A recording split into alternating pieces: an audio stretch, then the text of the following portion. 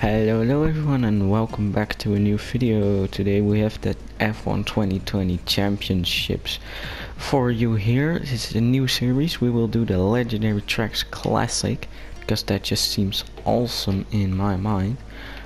We will go with the Brawn GP 2009, of course the 2009 World Champions. We will go with 110% AI and yeah, just 25% race, and then I'll see you on the grid. Today we're treated to a series using Formula One classics on 5 legendary circuits. This promises to be a really eventful championship. So as I forgot to say in the intro, we do this because F1 2020 Championship won the poll, as you can see, with 2/3 of the votes. So here we are then on the grid for round 1 of the Legendary Track Classic Championship. It will be a 5-round championship. We will be going in the Brawn GP. There's no qualifying, and we got put on pole, which is absolutely fantastic. And let's see now, what can we do for the race. 5 red lights now coming on then for the Italian Grand Prix. Build the refs and we are underway. We have quite an okay start, lots of wheel spin. And we are now getting passed on the right by Attier and Bedusov. I hope I pronounced those names correctly as we go round the outside into turn 1. And we don't manage to keep the lead.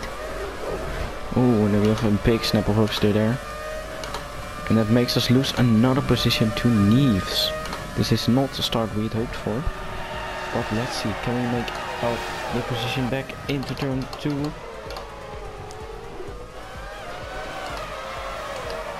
And let's see now if we can maybe get Attier as he tries to drive away from us.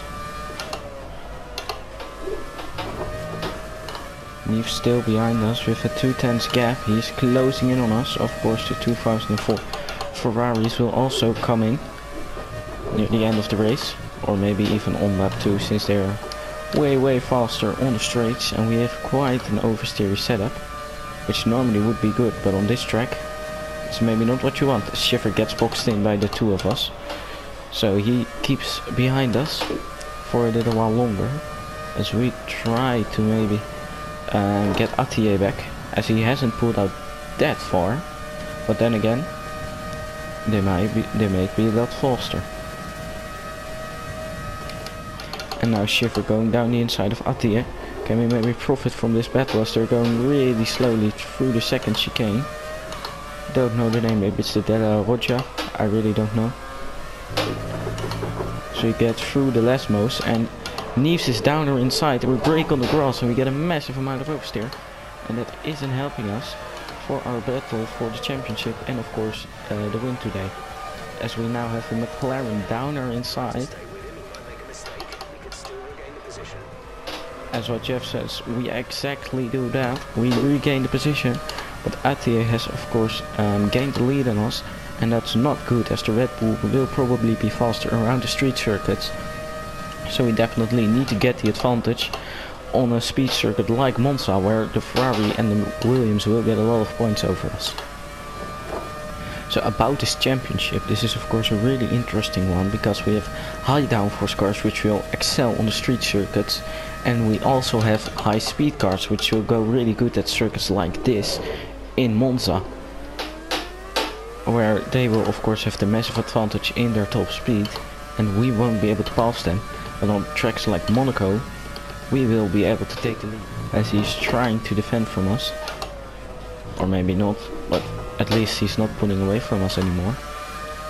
So maybe we can get him into the next corner. As we can see a yellow flag in the second chicane, and that might mean a safety car. I don't know if it's on or not. So we will wait and see if a safety car will get deployed, as we get a bunch of oversteer over the Ascari chicane. And that isn't good for a podium campaign. And there you could see the peloton of Juan Cuesta into the wall. There won't be a safety car, as we have green flags, and we can push again very hard to catch the Red Bull in front of us. This pace is strong, but be aware your tires need to go the distance. And And as we are now still driving in the train behind Attia and getting towed in the slipstream, P6 has now also joined in on the battle in the form of Mikalski, who is in the 2010 McLaren. So these are all the 09 and 10 cars fighting against each other for the last podium spot, and it's all between 1 second of each other.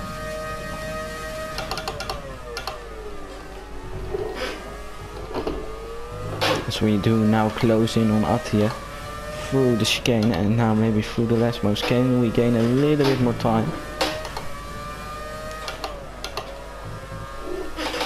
We are closer than we were on the previous laps, so maybe we now can enrich mixture. Engine is still not overheating. Can we send it down the inside here? No, we think better of it. So let's now see then, taking a bit of a rider approach through Parabolica. As I'm losing the ability to speak, we are only 4 tenths behind and we are definitely closing in now. Can we maybe go down the inside, go around the outside? Attia forces us to go around the outside, we brake late, Attia brakes later, we're going to lean for a better exit. We have a bit of oversteer, we go down the inside for the second corner, we have too much oversteer and that is not a successful move. But maybe we can get them back into the chicane, as we have a good slipstream now. Looking behind, they are also battling.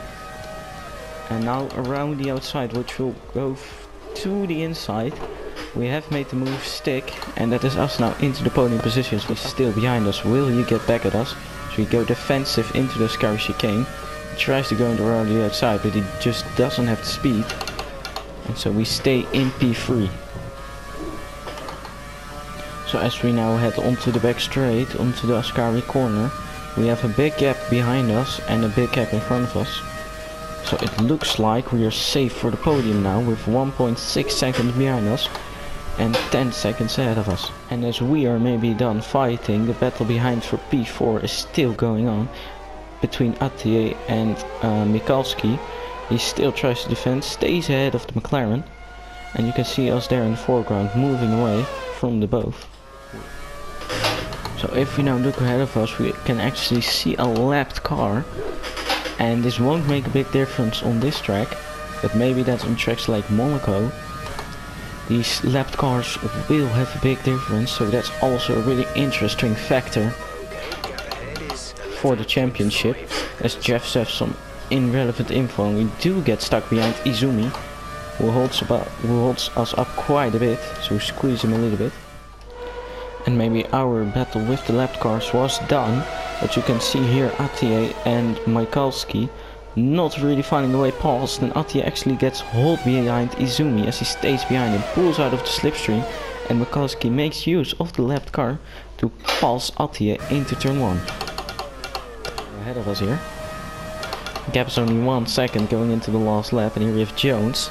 Will Jones move? Come on Jones. Yes, okay, thank you. And so that is now only 1 second, the gap now. As Jeff confirms it's the final lap of the race. Mikalski within 1 second. Now as the gap is only 7 tenths and closing in. So we might have thought that the podium was done and dusted, but it still isn't. He's really closing up on us with a really high pace. So let's see now, what can we do as we go a little bit oversteer through the final chicane and forced hold. Mikalski upwards is really sad to see. And this was then the first round of the legendary track classic championship. I want to thank you all for watching, and goodbye.